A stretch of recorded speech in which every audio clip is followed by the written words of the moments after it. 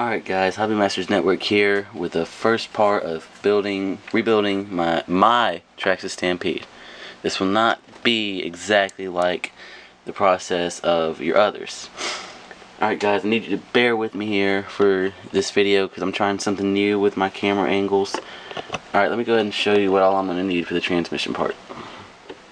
Going to need the transmission case, the motor, the gearbox cover, spur gear, the pinion gear, the drive shafts. Sorry for all that noise in the background, that's me hitting my chair with a tripod. I'm gonna need the ball bearings, input gear, idle gear, diff case, some screws, pins, more screws, washers, a slipper clutch assembly, a heat sink, the internal diff gears, and for tool wise and grease wise I'm going to be using white lithium grease. That's it. Electrical tape, scissors, 2.0mm and 2.5mm hex wrenches, and yeah, that should be it for. Oh yeah, I also need a 1.5. Alright, so let's get right to it. First thing I'm going to do is reassemble the diff gear. So I'm going to need the case, the cover, the 4 screws,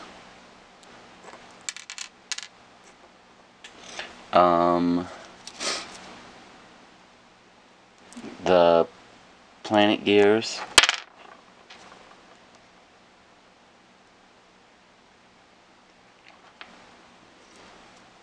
and the pins. So now that I got all the stuff I need to build the diff gear, I will also need the grease and a 2.0mm hex wrench and a napkin. So first thing I'm going to do is take the longer pins and just stick them right in their slots. Might want to use a pair of needle nose for some of these because it's going to be kind of tricky getting in there with your fingers just because it's such a small space. Sorry if this is off camera. Like I said, I'm trying something new. Alright, next thing I'm going to do is take the 4 smaller gears and go ahead and set them on those shafts.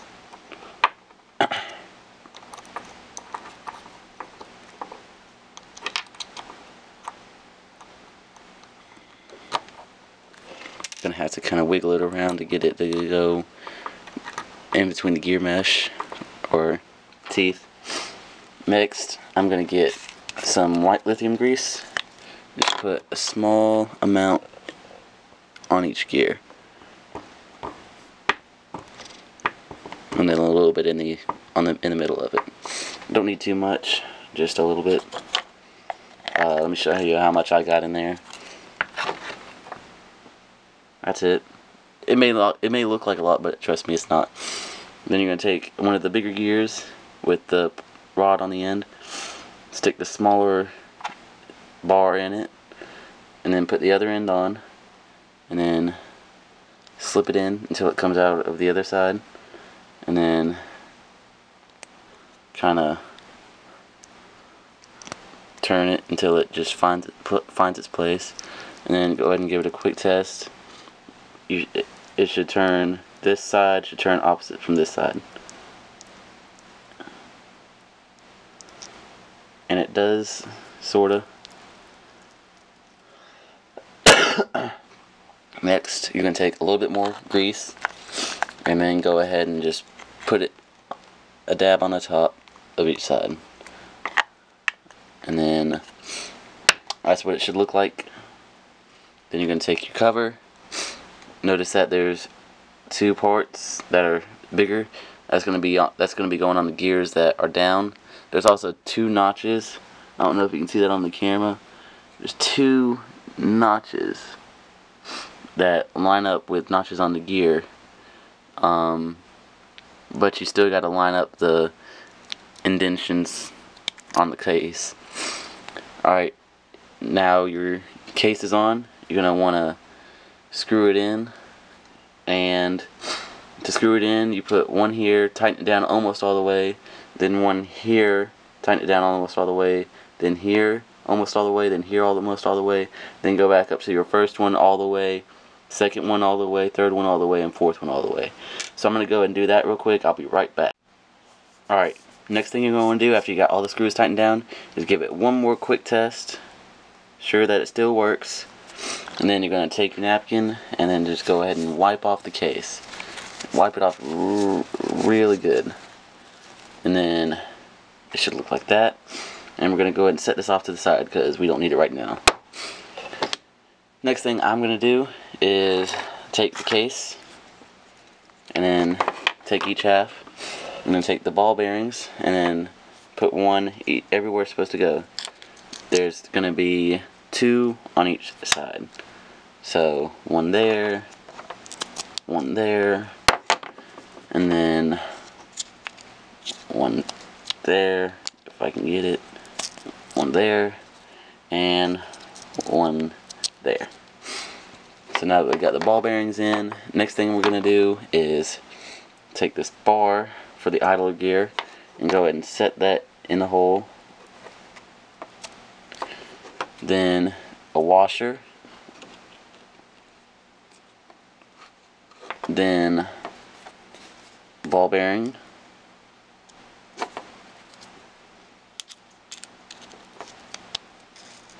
Then the gear itself.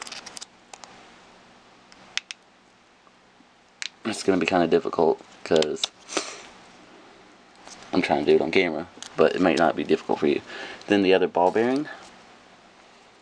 Then followed by one more washer. Then you're going to take your drive gear.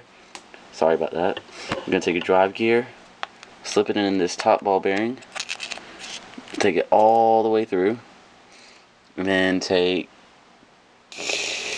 dang it, I lost something. Then take this pin and, oh, I missed something. Take the drive gear out, put a washer on one end of it. There's already a washer on there, but that's what you would do. Put a washer on one end of it.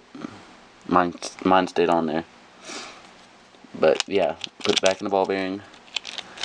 Put a washer on this top side. Now flip it over.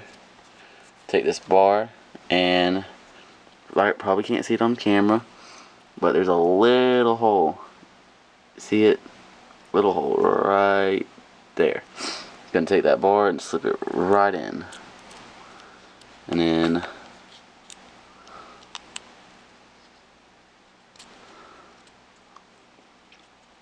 should look like that. Then you're gonna take the base for your slipper clutch and slip that on. And then you can go ahead and go back to the other side and then get your diff gear, and the side that I'm working on, which is the side with the motor mount, you're going to take the side with the teeth and place it face down like this. And then I'm going to get some more grease and go ahead and just coat the diff gear at the same time spinning it. And that should coat all the gears. You don't want to flood this like you did the diff gear. You just want enough to coat all the gears. So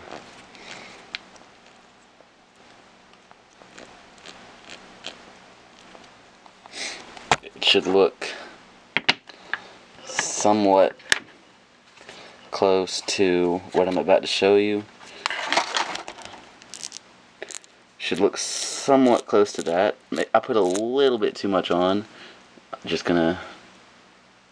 Now you might want to wear gloves doing this. Just gonna go ahead and tell you that now. You might want to wear gloves. I didn't, but I really don't care about this stuff. So after you got the grease in there, you're gonna take the other half of the transmission. You should have already put the ball bearings in. If you didn't, it should look like that.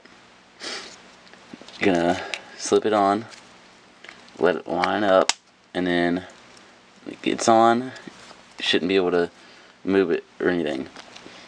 I'm using stainless steel screws. Like I said, this should not be the same process if your vehicle is stock. I'm just upgraded. So I'm going to put the stainless steel screws in and then screw them all down, and I'll be right back once I do this. Alright, once you got that done, you're going to flip it upside down, and you see that little part right there that's open? Yeah. You're going to take some electrical tape and find the end of it.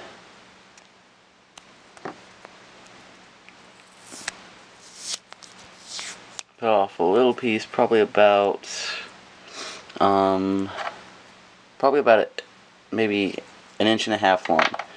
An inch and a half, maybe a little bit less.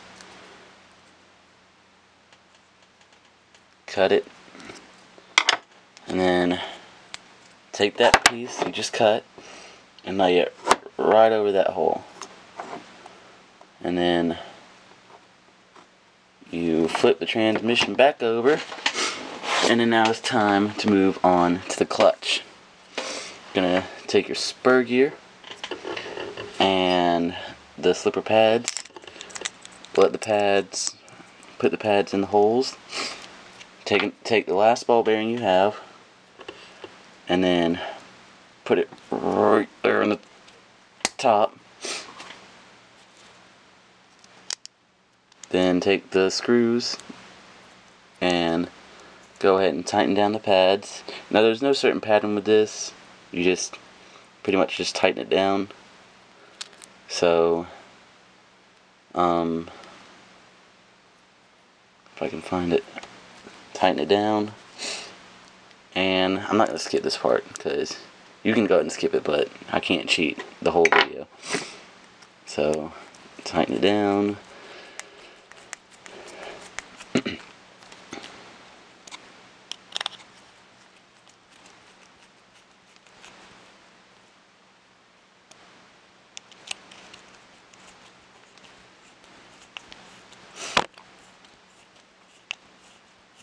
Now in reality, this probably takes me about 10 minutes to do, but since I'm sitting here explaining it, it's longer.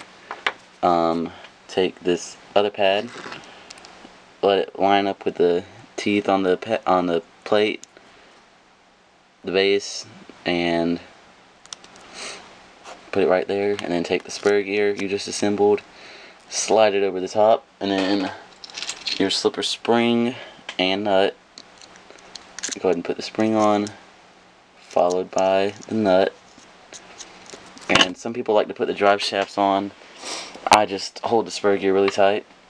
You're going to take a 4mm wrench, the 4mm side of it, and then go ahead and tighten the nut down.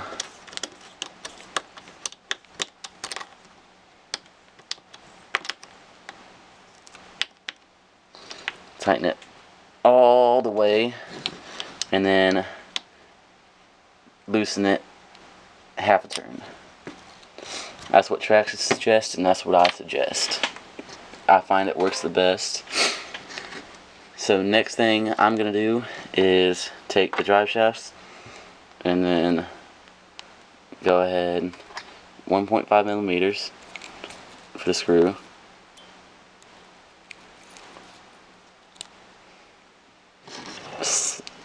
Slip it over the gear, and then slip in the grub screw and tighten it down. Same thing for the other side. Gonna go ahead and cut. I'll be right back. Alright, now that I got the transmission, the drive shafts on, one of the last steps I'm going to be doing right now is putting in the motor. First thing I'm going to do is slip it in, line it up with the holes, and then take the screws that castle included, and tighten the motor down. Now you don't want to tighten it down all the way yet because you still got to put the pinion gear on it.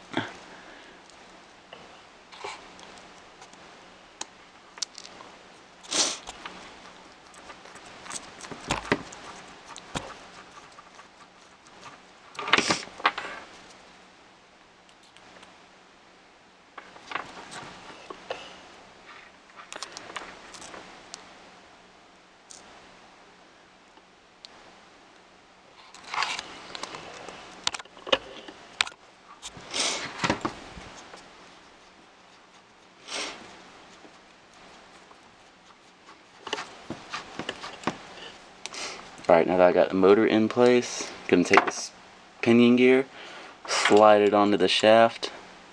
I do the screw facing outward because that's just easier to work with.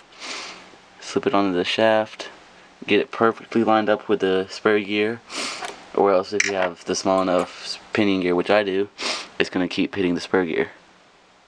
So, going to go ahead and line it up, and then tighten down that grub screw all the way. Don't want to strip it, because if you strip it, you're screwed. I've learned from experience.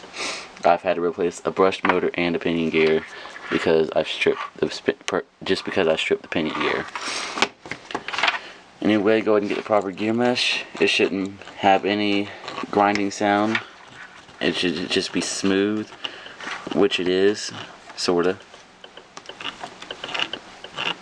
It's really thick. Alright. Got the mesh I want. Now I'm going to go ahead and tighten the screws.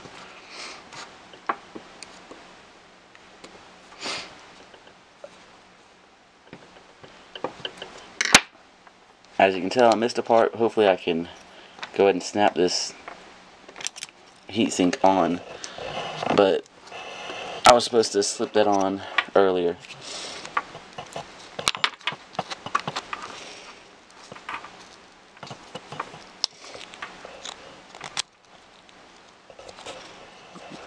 I wouldn't recommend this, mainly due to the fact that it could scratch your motor. I'm just gonna try it because I really do not want to take the motor back out. And we have fitment. Alright, the heatsink's on, the motor's in, and that is all I'm going to be doing for the transmission right now. I'm waiting on a part from RPM, the side mount over here, so I can put this gear cover back on. But when I get to the rear end assembly, I'll have the part back, and yeah, I'll see you in a second when I do that part.